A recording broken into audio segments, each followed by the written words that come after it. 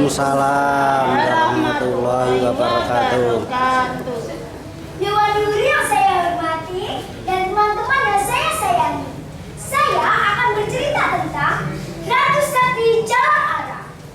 Cerita ini berasal dari Pulau Bali.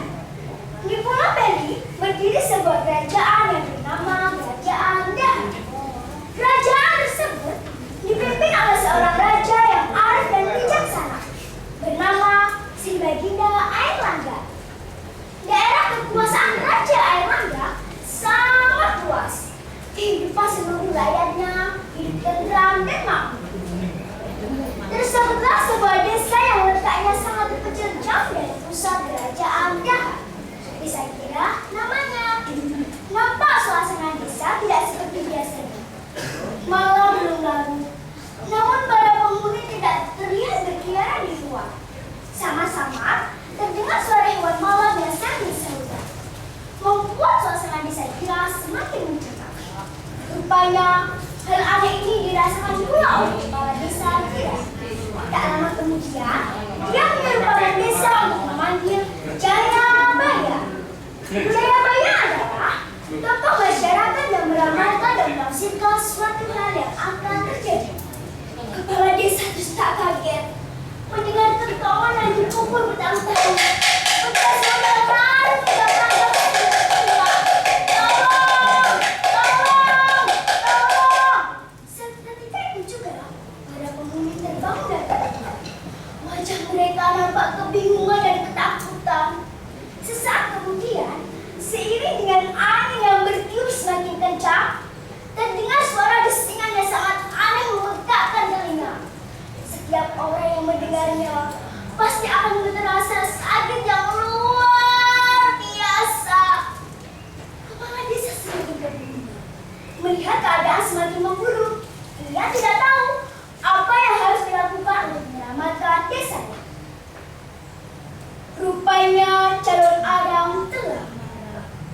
Semua ini adalah akibat dari perbuatannya, kata Jayabaya dengan suara lirih.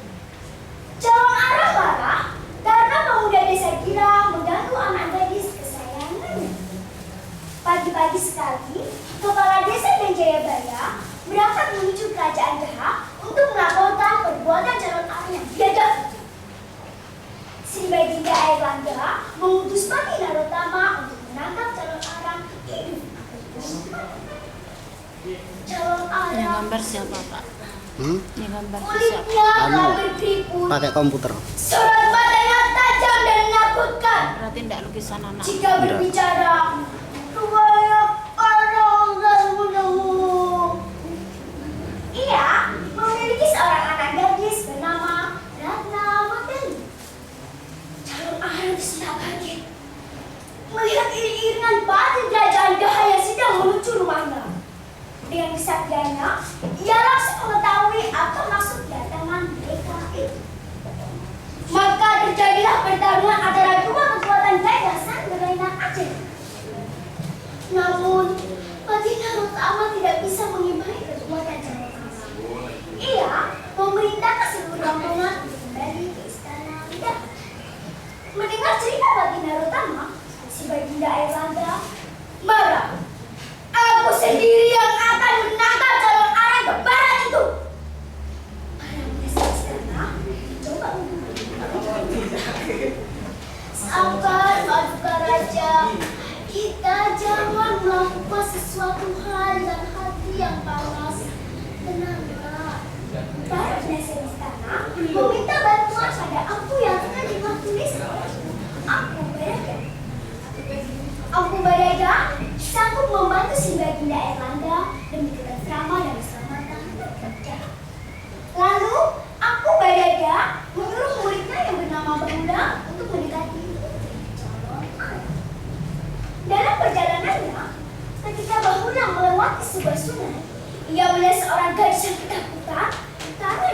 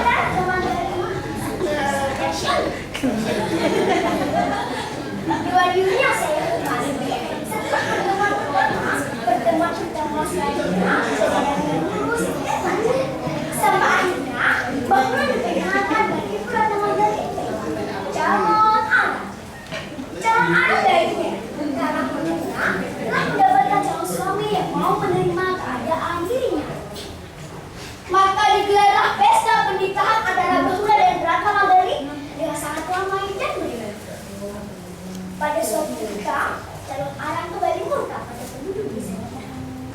Rata Manggali berusaha untuk mencegahnya. Ia segera memanggil bahwa tidak dapat diketahui. Akhirnya, Ratna Manggali mengunggung tangan suaminya menuju kamar yang letaknya sangat tersembunyi. Ia segera membuka pintu yang berukuran kecil. Ratna Manggali segera meraih kotak tembakau dan membuka. Kanda, cepat pelajari isi untai Anda, untai ini Anda. Ayo cepat, kita tidak banyak, ayo. Kata Ratna Manggali. Betapa terkejutnya calon arang ketika melihat Ratna Manggali di bahula sedang membaca mantra yang tertulis dalam untaian dan untai miliknya.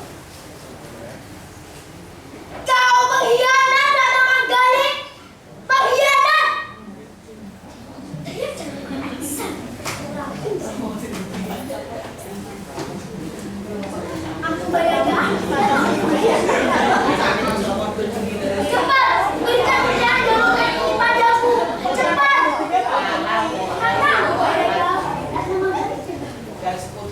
Ketika serangan sinar merah itu berbalik ke arah calon arang, Aku Bayada membuka lebar-lebar untaian dan lontar itu untuk menangis. Ketika serangan sinar merah itu menyerang mereka, calon arang terhantam oleh serangannya sendiri. Calon arang terdapat tak berdaya. Ratna Manggali segera meraih pintunya, lalu menangis sejadi-jadinya. Maafkan aku, Ibu. Maafkan aku. Jadi Ratna Manggali sangat memberitahu. Jangan menangis, anakku. Sebelum aku pergi, aku ingin disebut anak agar Umi mau menerima jasadku. Tolonglah aku, Bayada. Tolonglah. Dengan senang hati ayah. Dewan Nuri yang saya hormati dan teman-teman yang saya sayangi. Tamat masuknya riwayat calon arang silang hitam. Kejahatan tak selamanya abadi. Namun kebaikan membuka jalan untuk meraih